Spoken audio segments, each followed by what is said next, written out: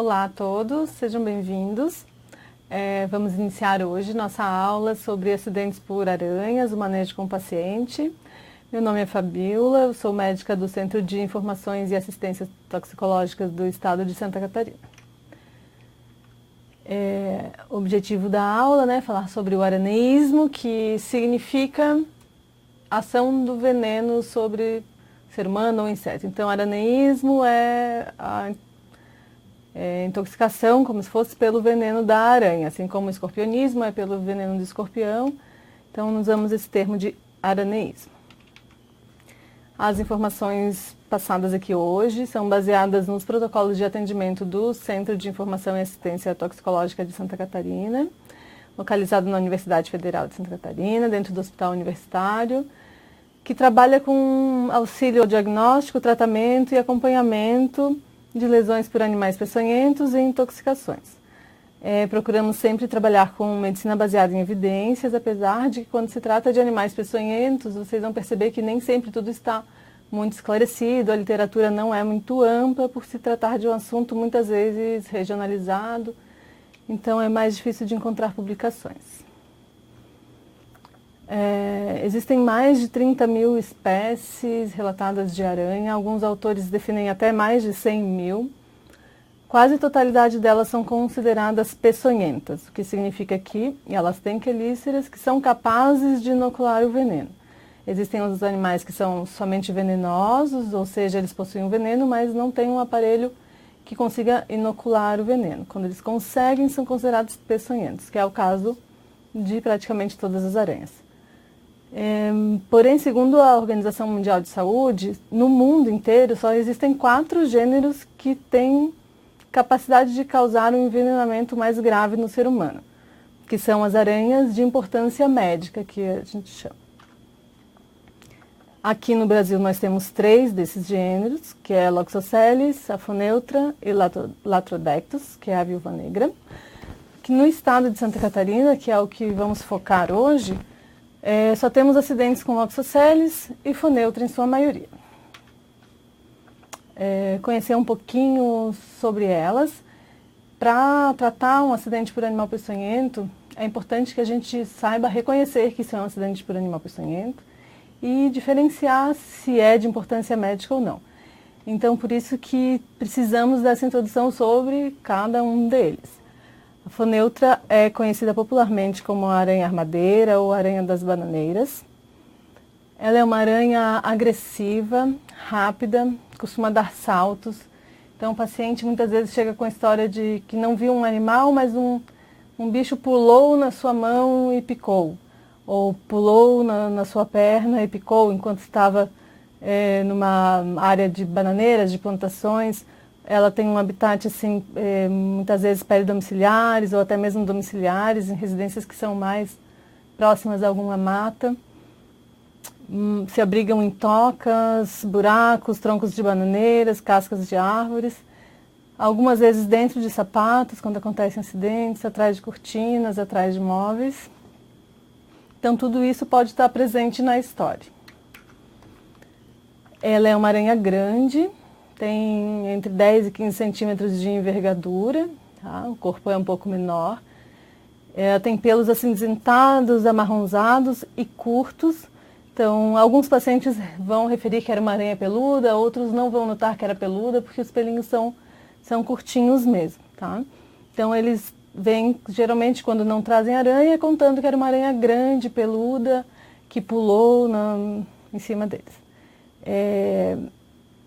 Para a identificação do animal, quando trazem junto, no acidente, ela tem algumas manchinhas claras nas patas, acho que dá para ver alguns pontinhos, uns branquinhos ali nas patinhas dela, e também no dorso ali do abdômen, algumas manchas maiores mais claras, tá?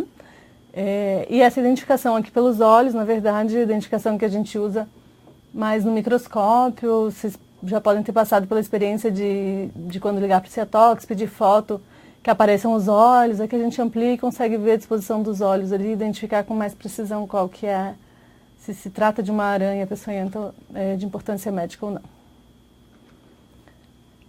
A ação do seu veneno, da sua peçonha, ela é neurotóxica. Atua alterando os canais iônicos, despolarização das fibras sensitivas musculares, terminações nervosas motoras e autonômicas, provocando uma liberação de catecolaminas. Com isso também um aumento da permeabilidade vascular, liberando bradicininas e cininas.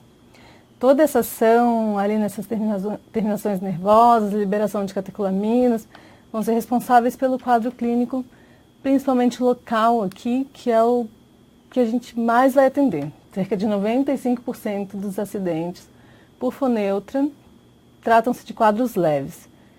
É uma dor imediata, de leve a intensa, na maioria das vezes ela é de moderada a intensa, que pode se irradiar para todo o membro.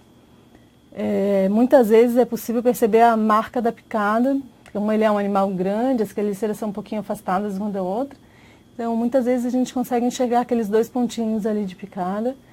É comum também um edema local, um eritema, sudorese próximo ao local da picada, parestesia também próximo ao local da picada e algumas vezes fasciculação na região da picada também. Então esse é o quadro clínico mais presente nos casos de acidente por foneutra. Porém, algumas vezes, muito raramente, pode ser um pouquinho mais complicado. Essa dor pode ser mais intensa e persistente, está associada a sudorese, vômitos ocasionais, agitação, hipertensão arterial.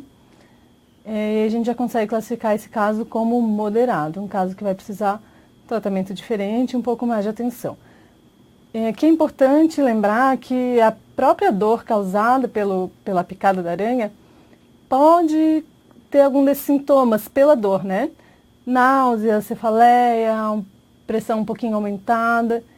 Então, se o paciente não for criança menor de 7 anos, que tem mais chance de ter quadros graves, ou muito idoso, a gente costuma pedir para fazer uma boa analgesia e reavaliar depois. Se mantiver com esses sintomas, aí a gente classifica como moderado mesmo. O idoso e criança, a gente até pode também conduzir dessa forma, mas tem que estar muito mais atento, porque esse é o grupo de maior risco, principalmente crianças, de fazer os casos mais graves, que evolui rapidamente com sudorese profusa, cialorreia, vômitos, hipertonia muscular, priapismo e, no final, choque ou edema agudo de pulmão. Em 0,5% dos casos, não é um número muito expressivo, mas pode acontecer. E como isso acontece nas primeiras horas, uma evolução rápida, a gente pede que os pacientes sejam observados nas primeiras 6 horas. A partir daí, esse risco já não existe mais. Tratamento dos casos de foneutra. Então, depois que se faz o diagnóstico, né? Primeiro contato com o Centro de Informação e Assistência Toxicológica. Aqui no estado é o centro aqui localizado na UFES, que todos os estados têm o seu centro, tá? Isso está nas recomendações da Organização Mundial de Saúde de acidentes de animais peçonhentos, que sempre seja entrado em contato com o centro de sua referência, porque isso faz muitas vezes diferença na hora do tratamento, na conduta. Limpeza do local com água e sabão, lembrar que é a porta de entrada para infecção secundária. Analgesia, esse é o item, acho que mais importante do nosso tratamento com foneutra. Dói bastante, tá? Bloqueio anestésico muitas vezes é necessário. Nós indicamos lidocaína 2% sem vasoconstritor, por se tratar de extremidade geralmente. E a analgesia sistêmica também, muitas vezes precisa uso de opioides. Compressa quente no local, o calor inativa o veneno. Então, tem alguns estudos mostrando isso, que o veneno pode ser inativado com calor, e os pacientes referem, de fato, uma melhora colocando a mão dentro da água morna mesmo, ou alguma bolsinha de água quente em cima. E, naqueles casos que tem indicação, a aplicação de soro antiaracnídico, que serão nos casos moderados, de 2 a 4 ampolas, ou nos casos graves, 5 ampolas. A aplicação é sempre endovenosa. Nós temos o soro antiaracnídico, que ele tem a fração para foneutra, para loxosceles e para escorpião.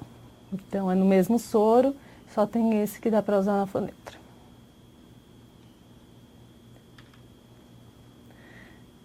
Diagnósticos diferenciais. Eu coloquei aqui os principais, assim, mais em relação ao animal peçonhento mesmo. Claro, pode ser picada de qualquer outro inseto, mas o escorpião tem um quadro muito semelhante, tá? O veneno do escorpião e da Foneutra tem a mesma ação neurotóxica, então o quadro clínico praticamente o mesmo. Porém, a história vai ser diferente. O paciente vai ter visto aranha, ou se não viu a aranha, o escorpião é um animal bem menor, viu um animal pequeno. A Foneutra tem esse comportamento agressivo, ela salta, ela ataca, o escorpião não. Então, colhendo uma boa história, assim, a gente consegue diferenciar. E se não diferenciar, o tratamento acaba sendo semelhante também.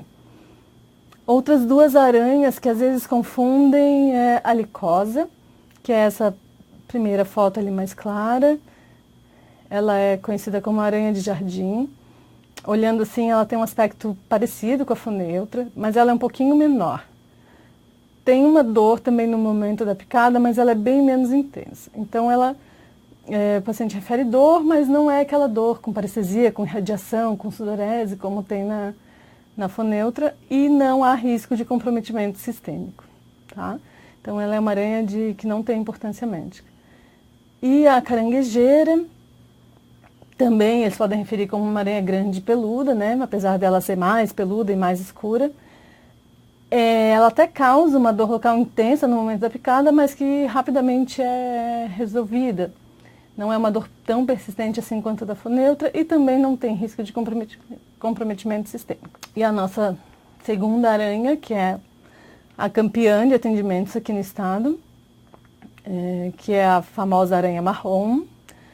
Aqui nós temos principalmente duas espécies, a aleta e a intermédia. A aleta é a que costuma causar quadros mais graves, quadros hemolíticos, e ela é bem presente no estado de Santa Catarina.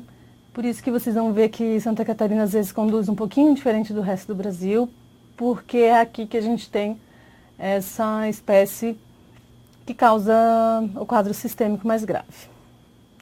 Ela tem um comportamento diferente da Foneutra, ela não é uma aranha agressiva. Os acidentes acontecem geralmente por esmagamento. Elas ficam mais domiciliares, intradomiciliares, assim, garagem, sótão, no meio das telhas, nos buracos dos tijolos, e em roupas de cama, em roupas e na cama. Então, muito comum o acidente ser enquanto vestia uma roupa, enquanto vestia um casaco, ou à noite, enquanto estava dormindo e a aranha estava na cama. Ela tem hábito noturno, então muitas picadas têm essa história de que amanheci com uma picada no meio da noite, encontrei uma aranha na cama. Sempre se repetem assim os casos. Elas fazem uma teia que é semelhante a um algodão, como nessa foto ali abaixo. Não é uma teia bem desenhada, assim, uma teia mais densa. É uma aranha bem menor, tem 4 centímetros nas espécies maiores. As pernas são mais longas e mais finas. Ela é marrom acinzentada, não tem pelos. Tem um desenho de violino no dorso, mas também é muito mais fácil de identificar no microscópio, assim como os olhos. Tá? No caso da Foneutra, a gente até consegue ver os olhos por uma foto aproximada, mas da Loxo é bem mais difícil, porque ela é uma aranha menor. Ela é uma aranha pequena e aparentemente comum. Ela se parece muito com outras aranhas, então só o fato do paciente dizer é uma aranha pequena e marrom não necessariamente é a Loxosceles, né? Ela precisa ser de fato identificada, ou quando traz a aranha a gente consegue identificar, ou pelo próprio quadro clínico evolutivo. A ação da sua peçonha não está totalmente esclarecida. Estima-se que só se conhece mais ou menos 30% do efeito real do veneno e de como que ele age. O que se sabe que é composto por numerosas proteínas com ação enzimática. A principal delas e a mais estudada é a esfingomielinase D, que ela vai interagir com a membrana celular e membrana basal dos tecidos, desencadeia reações do sistema complemento, ativa polimorfonucleares, faz agregação de plaquetas e células endoteliais, que seriam os responsáveis pela dermonecrose. E tem uma outra proteína também importante, a hialuronidase, que ela é responsável pelo espalhamento do veneno. A lesão da Loxosceles, a gente tem a impressão assim, de que o veneno escorreu de forma gravitacional, ele não é regular. Então, quem costuma ser o responsável por isso é a hialuronidase. Já a ação hemolítica do veneno tem duas vias, uma apuração direta do veneno mesmo nos eritrócitos, tornando-os mais suscetíveis à hemólise, e a ação do complemento que foi liberado lá naquela lesão inicial, que é o sistema complemento que causaria de fato a hemólise no eritrócito que já estaria mais suscetível. E a nefrotoxicidade, da mesma forma, por ação direta do veneno na membrana basal dos glomérulos e por depósito dos produtos da hemólise fazendo lesão tubular. E nesse quadro a gente tem um pouquinho a ideia de quantas cadeias tem, né, desencadeiam pelo veneno, agregação plaquetária, todos os componentes celulares. E ali nas setas azuis escuras tem ali a parte da ativação do sistema complemento, que vai agir num eritrócito que já está fragilizado pela própria ação direta do veneno, causando a hemólise e consequente insuficiência renal. No outro lado ali da tabela, fala mais sobre a lesão dermonecrótica e os fatores que mais atuam, tá? Liberação de vários fatores inflamatórios ali, causando a lesão final. Então, um quadro clínico dela diferente também da foneutra, ação do veneno completamente diferente. Então, é uma picada que não tem muita dor no momento. Muitas vezes o paciente nem percebe que foi picado, só nota a lesão depois. Então, pouca dor ou sem dor no momento da picada. Os sintomas têm uma instalação um pouquinho mais lenta e progressiva. Então, cerca de 2 a 8 horas pós-picada, começa um pouquinho de dor em queimação, um edema mais endurado, um eritema no local da picada. E de 6 a 24 horas já estabelecida a placa marmórea, que daí já é um sinal mais evidente da dermonecrose mesmo, é uma área esbranquiçada com sufusões hemorrágicas, assim, mas para frente tem uma foto para a gente entender melhor, mas essa é a lesão característica de dermonecrose da Loxosceles. Podem ocorrer também vesículas ou bolhas, elas são serossanguinolentas, tá?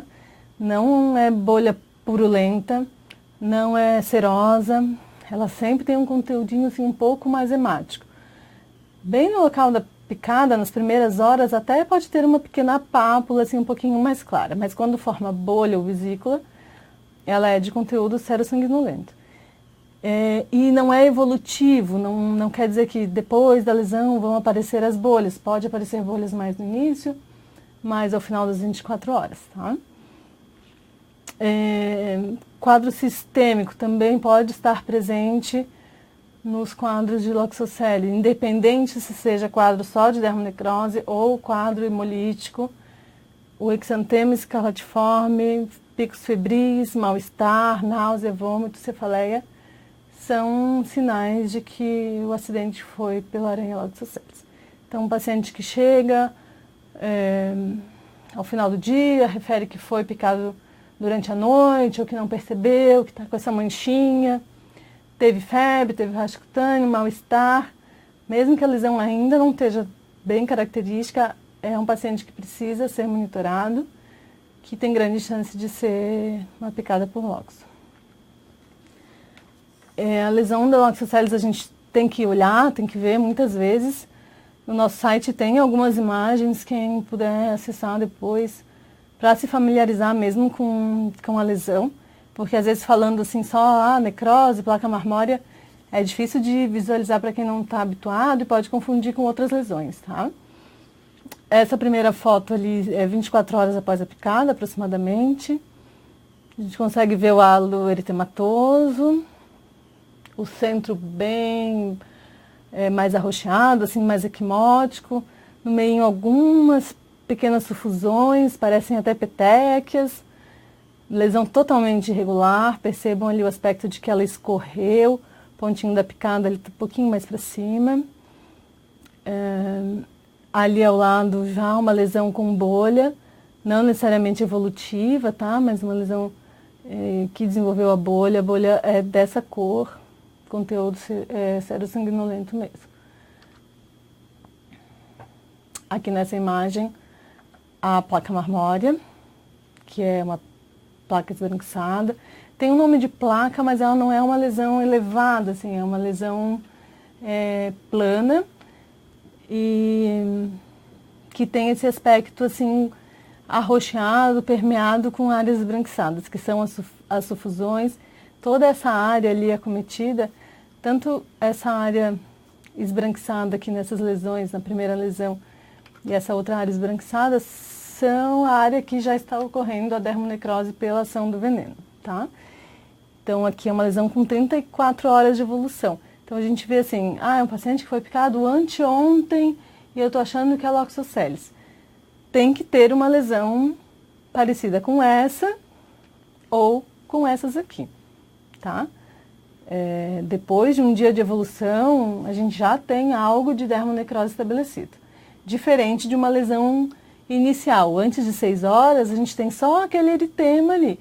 Não tem ainda necrose. Então, muitas vezes é um paciente que vai precisar ser revisto até que se estabeleça bem a lesão, tá?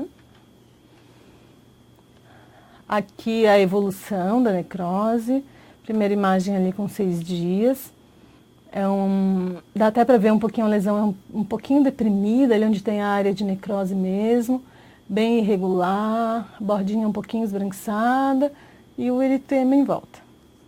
8 dias após a picada, lesão bastante seca. Isso já dá para diferenciar, às vezes é uma crosta de um processo infeccioso que tem um aspecto diferente, é mais úmida, é mais elevada, tá? 29 dias após, a gente já vê bem delimitada ali a necrose, com as bordas já soltas. Esses seriam momentos de que, se precisasse debridar, não adianta debridar aqui, nesse início, onde a necrose ainda não está estabelecida, onde há esse processo inflamatório ainda presente, tá? O quadro ainda vai evoluir. E somente 45 dias após, a gente já tem uma lesão com tecido de fibrina iniciando a cicatrização. Dentre os quadros clínicos cutâneos, a gente tem também a forma edematosa de face. Ela não costuma fazer a lesão típica, porque face tem menos tecido subcutâneo, então ela causa esse edema. Geralmente as picadas são próximas ao olho, faz edema periorbital, que pode ser confundido até com celulite periorbitária. Esse caso dessa paciente evoluiu para uma necrose local, mas a maioria das formas edematosas de face, elas não evoluem para necrose, elas ficam só com esse edema, que dura também algum tempo, aí semanas, para regredir totalmente, tá? Já no loxoscelismo cutâneo hemolítico ou cutâneo visceral, que é quando tem o comprometimento sistêmico de hemólise, além da lesão cutânea, a gente tem a presença de hemólise com sinais de anemia, icterícia e hemoglobinúria. Então, é preciso perguntar para o paciente que cor está a urina, se tem sinais de sangue na urina, se ele está mais amarelado, se tem mais pálido. Isso vai fazer parte do exame físico geral também. Pode evoluir para CIVD, né, que é coagulação intravascular disseminada, nos casos mais graves, e também insuficiência renal aguda, como já demonstrou lá no efeito direto do veneno. Aqui algumas imagens de um paciente que evoluiu para um quadro cutâneo visceral. A picada não necessariamente o local da picada não necessariamente tem maior lesão ou menor lesão, tá? É que neste caso, ele fez um sangramento, uma equimose próximo ao local da picada já pelo quadro de hemólise que estava ocorrendo. É um caso de Ituporanga, olha a cor da urina do paciente ali no quadrinho abaixo, na foto, na imagem abaixo. Então, sangue, né, hemoglobinúria assim bem franca. Claro que nesses casos assim já fica mais fácil o diagnóstico, mas a gente quer sempre que seja diagnóstico precoce, né? Então tem que estar atento àqueles primeiros sinais clínicos de hemólise, de anemia, icterícia e hemoglobinúria. Aqui a evolução cutânea, bem diferente daquela outra evolução, da lesãozinha pequena lá de 3 centímetros. Aqui a gente vê uma lesão que com 7 dias já está bem extensa. No 9º dia ela já começa a se delimitar. Com 11 dias a gente consegue ver a bordinha ali um pouquinho mais solta já. É uma lesão que não parece mais ter um processo inflamatório tão grande, talvez ela já esteja se delimitando. E nesse caso, claro, foi necessário debridamento e enxerto cirúrgico. Ali é após 1 mês da picada. Então é lento o processo mesmo. Devido ao risco de quadro visceral, hemolítico, principalmente aqui no nosso estado, tem indicação de exames laboratoriais nas primeiras 24 horas, tá? Se o paciente está assintomático. Se ele estiver sintomático, lógico, não temos dúvida, nas primeiras 24 horas, e mesmo depois das 24 horas, não é um quadro muito comum, mas ele pode começar a apresentar sintomas de hemólise franca só após 24 horas. Aí está indicado também a coleta de exames laboratoriais para confirmar. Hemograma, bilirrubinas, parcial de urina. Esses são os exames iniciais para o diagnóstico. No hemograma a gente vai achar uma leucocitose, queda de hemoglobina e hematócrito, aumento de reticulócitos, sinalizando já a hemólise, e queda de plaquetas. Bilirrubinas aumentadas, com predomínio de indireta. E no parcial de urina, hemoglobinúria, hematúria e cilindrúria. Nos casos que evoluíram para CIVD, lógico, vão ter alterações também na coagulação, TAP e TTPA. E se tem quadro de hemólise confirmado pelos primeiros exames, a gente tem que solicitar exames de função renal, porque sabemos que nos quadros em que há hemólise, que há efeito sistêmico do veneno, há um grande risco de insuficiência renal. Tratamento, mais uma vez, contato com o centro de referência, tá? Medidas sintomáticas e de suporte. Vai ser também a maioria dos nossos casos, tá? Assim como a foneutra, a maioria dos casos é ali o cutâneo, mais leve. Antihistamínicos, hidratação venosa nas suspeitas de quadro sistêmico, porque é isso que vai proteger o rim do paciente. Então, achou que tá evoluindo com quadro sistêmico, tem algum sinal de hemoglobinúria, já começa a hidratar bem o paciente. Analgesia, lembrar que está acontecendo necrose no local, necrose dói, tá? Compressas frias aliviam, diferente lá da foneutra que eram compressas quentes, né? E corticoide sistêmico. E essa é a medicação que a gente tem hoje com mais estudos, que teoricamente bloqueia um pouquinho ali o processo inflamatório local. Nos quadros viscerais também tem indicação de uso de corticoide, tá? Não é só para dermonecrose. De escolha nos adultos, a prednisona, 40 mg por 5 dias. Nas crianças, a prednisolona, né, que é solução oral, 1 mg por quilo, também por 5 dias. Cuidados com a ferida. Desbridamento não deve ser precoce, lembrar que a lesão demora para ter a delimitação, da 2ª para a 3ª semana, geralmente. Tem que esperar os bordos estarem bem delimitados, estarem soltando. O debridamento precoce não traz nenhum benefício, tá? Pode ser cirúrgico ou químico. Infecções secundárias, porta de entrada, como falei, qualquer picada tem risco de evoluir para infecção secundária. A Loxosceles é um pouquinho difícil o diagnóstico, porque ela já faz todo aquele processo inflamatório, eritema. Às vezes confunde um pouquinho, mas tem que estar atento também. Nada impede de você ter um processo infeccioso em cima da lesão de necrose da Loxosceles. Nos casos mais graves de hemólise, muitas vezes é necessário transfusão, muitas vezes é necessário hemodiálise para insuficiência renal, suporte em UTI. E possibilidades de soro, antiveneno, a gente tinha o antiloxoscélicos, no momento não está sendo fabricado no país. A gente acaba somente com o antiaracnídico e a depender da gravidade. Tá? Então, nos quadros leves, moderados, só cuidados locais e o corticoide, no cutâneo leve e moderado. No cutâneo grave, mesmo sem efeito sistêmico, que seriam as lesões com área de necrose maiores ou iguais a 3 centímetros. Por isso que naquela primeira fotinha lá tinha uma régua ao lado da lesão, porque é isso que vai definir a indicação do soro antiaracnídico. Não é para toda lesão que a gente usa, tá? Tem que ser uma lesão importante nas primeiras 36 horas. Após 36 horas, mesmo que a lesão seja maior do que 3 centímetros, já passou o tempo de indicação do soro, tá? Então, tratamento também com corticoides sintomáticos e aplicação de 5 ampolas do soro antiaracnídeo. E no quadro cutâneo hemolítico visceral, além do corticoide, tratamentos sintomáticos, compressas frias na lesão, está indicado o soro antiaracnídico, também 5 ampolas, aqui não tem diferença no número de ampolas de um quadro para o outro. Atenção para hidratação e volume de urese, tá? Lembrar que faz insuficiência renal.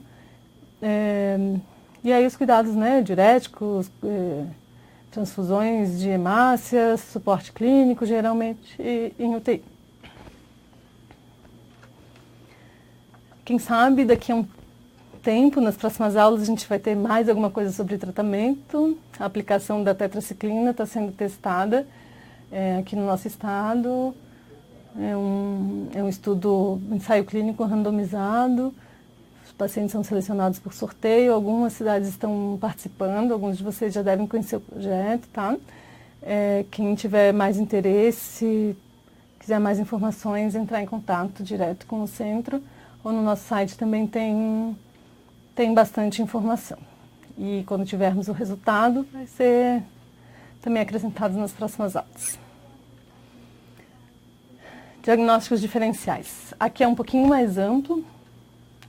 A lesão inicial, aquele eritema, somente pode ser confundido com qualquer picada de inseto, com uma urticária, com uma celulite. A lesão de dermonecrose muitas vezes é confundida com infecções, abscessos, facete necrotizante, leishmaniose, pioderma gangrenoso, papulose linfomatoide, queimadura química, infecção fúngica, dentre outras lesões necróticas possíveis, lesões vasculares, lesões em diabéticos, tá? Se a gente pensar nesses diagnósticos diferenciais, a maioria deles acaba piorando com o uso de corticoide, que é o tratamento da Loxosceles. Então, é importante ter cuidado, diferenciar bem, fazer o diagnóstico correto da Loxosceles para iniciar o corticoide. Muitas vezes a gente quer começar mesmo por via das dúvidas. Lembrar que os diagnósticos diferenciais podem piorar com o uso do corticoide. A lesão da Loxosceles, ela é seca, geralmente, base endurada e é mal delimitada. Então, se há uma lesão crostosa, bem redondinha, assim, com limites bem certinhos, úmida, e há mais uma crosta e não aquela necrose bem endurada, pensar sempre em diagnóstico diferencial, tá? Principalmente se não trouxe aranha ou se não tem história de picada. Às vezes não trouxe aranha, não viu aranha, não tem história de picada e aparece alguma necrose e a Loxosceles vira a principal hipótese diagnóstica. Ela, na verdade, só se tiver uma lesão muito característica, senão sem história de picada, sem presença de animal e sem lesão característica, a gente geralmente descarta e tem que investigar os diagnósticos diferenciais, tá? Então, assim, resumindo, né, eu quis apresentar um pouquinho de cada uma individualmente, mas no dia a dia, se chegar um paciente para vocês com uma picada por aranha desconhecida. Fui picada por uma aranha, o paciente sabe que é aranha, viu o animal, mas não trouxe. Isso tem que fazer parte da nossa anamnese. O animal era pequeno, era grande. Se for para pequeno, a gente já pensa mais em Loxosceles. Como que estava a lesão? Teve muita dor na hora da picada? Não teve muita dor na hora da picada? Teve muita dor na hora da picada. Então, não é Loxosceles, a gente vai para um outro caminho. Não teve dor na hora da picada, não percebeu. Avaliar a lesão. Evoluiu com sinais de isquemia local, Loxosceles. Então, fui picado por uma aranha, pequena, não senti dor na picada e tem um sinal de necrose, a gente considera que seja um acidente loxoscélico. Animal pequeno, sem dor imediata, sem alteração significativa, evolutiva, passou 12, 24 horas, não tem nada de necrose, tem só uma hiperemia, qualquer outra aranha pode causar. Tá? Se for um animal pequeno e muita dor, lembrar que os filhotes de Foneutra são pequenos e também têm ação do veneno importante, então eles também podem causar bastante dor. E a Latrodectus, que a gente não abordou hoje, que é a viúva negra, uma aranha pequena, dá bastante dor também no local da picada, ela atua nos canais de cálcio e uma dor bem importante também como a da Foneutra, mas faz um quadro clínico mais grave, quadro sistêmico. Mas a gente não tem ela aqui. Se for um animal grande, muita dor Foneutra, pouca dor, alguma aranha de não importância médica, licosa ou caranguejeira, geralmente. Comparando as duas, local da picada, geralmente a Loxosceles é em partes cobertas do corpo, ao vestir roupas ou dormindo na cama, deitou em cima, e a Foneutra nas extremidades, né? Ela geralmente está mexendo em alguma coisa fora de casa e ela se sente atacada e ataca para se defender. Sintomas locais, aquilo que a gente já falou, Foneutra muita dor, parestesia, Loxosceles pouca dor, lesão dermonecrótica. Sintomas sistêmicos, Foneutra taquicardia, agitação, hipertensão, sudorese, vômitos, até edema agudo de pulmão. E a Loxosceles, o quadro principalmente de hemólise, insuficiência renal nos casos sistêmicos. E aquele quadro inicial ali mesmo no cutâneo, de radicutâneo, cefaleia, mal-estar, febre, náuseas. Aqui é importante, assim, que esses não são sinais de que vai evoluir para um quadro sistêmico hemolítico, tá? É só sinais de que é o veneno da Loxosceles que pode estar presente ali, mesmo que seja só na forma cutânea. Aquilo de coletar exames, se tiver sinais de hemólise, não são esses sinais de radicutâneo, cefaleia, mal-estar, febre. São sinais de hemólise. Hematúria, alterou a cor da urina, está pálido, anêmico, está ictérico. Tá? É isso que vai indicar aí os exames de forma mais tardia para a investigação. Tratamento, soro quando indicado e o tratamento suportivo.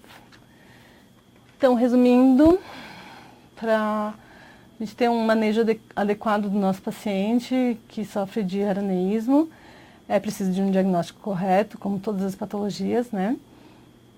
E para fazer esse diagnóstico é muito importante história do acidente, identificação do animal e característica da lesão, evolução dela muitas vezes, principalmente no caso de Loxo. Não esqueçam de entrar em contato com o Centro de Informação e Assistência Toxicológica de referência de vocês. Lembrar sempre que picadas são portas de entrada para infecção secundária. Às vezes a gente se atenta só, é Foneutra, só vai ter dor. Esquece dos cuidados locais, de limpeza do local, lavar com água e sabão, informar para o paciente que aquilo pode evoluir com infecção também. Nas Loxosceles, nem sempre o diagnóstico inicial é fácil, muitas vezes é preciso reavaliar o paciente, retornar em 12 horas. A gente recomenda que nas primeiras 36 horas o paciente volte a cada 12 para a gente ver a lesão, vocês, né, que estão aí na porta recebendo esse paciente. A maioria dos casos de loxoceles podem ser conduzidos em unidade básica de saúde. Se for um caso de picada há mais de 24 horas, que não tem necessidade de exames laboratoriais, não tem por que encaminhar esse paciente para o hospital. O manejo é só clínico ambulatorial mesmo, é cuidado com a lesão e uso de corticoide, tá? Às vezes a gente encaminha, transfere um paciente que já está com uma lesão instalada, mais tardia, sem nenhum sintoma sistêmico de hemólise. Não é necessário, daria para tratar em UBS. Se for antes de 24 horas, não, tá? Daí antes de 24 horas, de fato, precisa realizar exame laboratorial e atendimento hospitalar. A tensão pode ser grave, tem que valorizar acidente por animal peçonhento, tem que valorizar a picada de aranha. A maioria não é grave? Não, a maioria não é grave.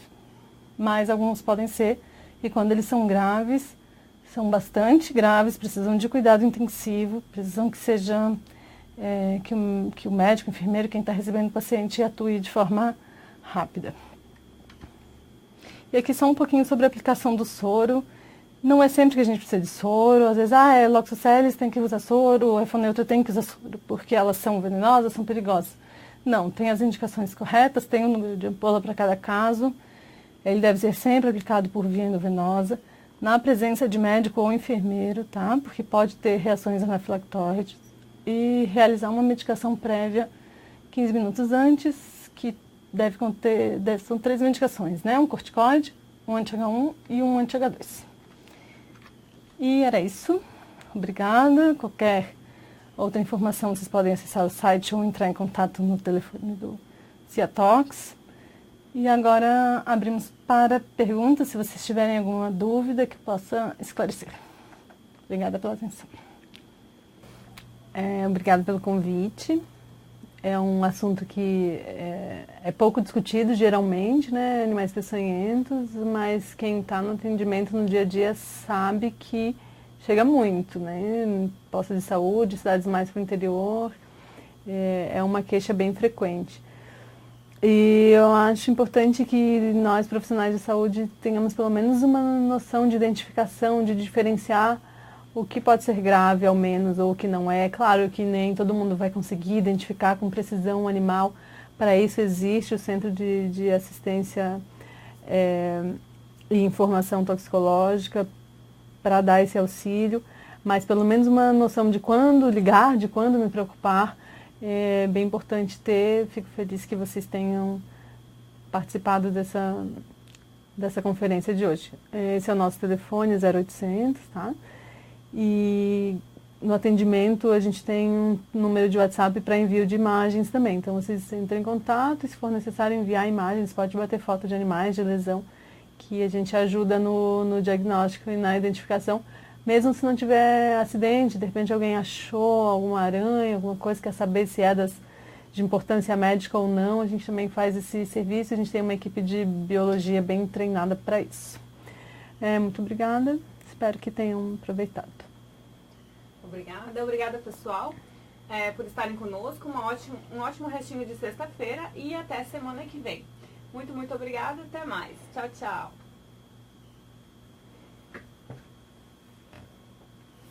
O pessoal está elogiando aqui no site. Obrigada, ótimas informações. Obrigada, abraço. Beijo. Bom fim.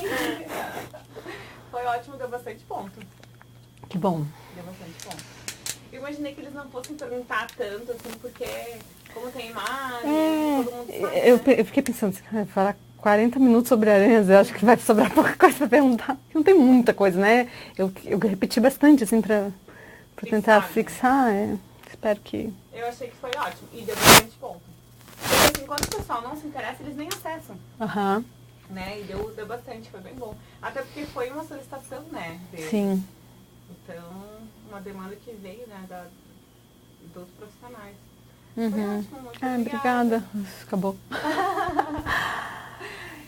Hoje mesmo eu vou editar. Tá. Colocar lá no ar, te mando o linkzinho lá no teu WhatsApp, as fotos também, já vou mandar agora pra não me esquecer. Tá, eu posso tirar uma foto daqui pra cá, assim, só pra ver pra mostrar como é o estúdio. Vou te mandar aqui. Que eu nunca fiz nada dessas coisas, assim. ver se tu gostou das tuas fotos. Ai, eu sempre quando eu venho... Eu nunca gosto, mas... Não, mas é legal, olha só. Sim. Eu sempre quando eu venho, eu peço pra pessoa que tá aqui tirar a minha daí. E eu gosto um monte, porque aparece, tu vai ver ali, aparece a telinha assim, ó. Fica bem legal. Ó, já foi. Daqui a pouquinho tu tá recebendo, então. Tá sim. Assim. Chegou. E também vou te mandar o certificado. Tá. Tá bem. É isso. Foi ótimo. Obrigada. Ai, acabou. Convida bastante povo. Fiquei feliz. Porque sexta-feira, nem todo mundo para pra fazer reunião. Tem muita gente que aproveita o horário da reunião e vai embora. Vai embora. Eles assistem geralmente em reunião? Assim? Sim, assistem em reunião. Legal. Deixa eu ver. Posso... Não tem nada pra mim aqui.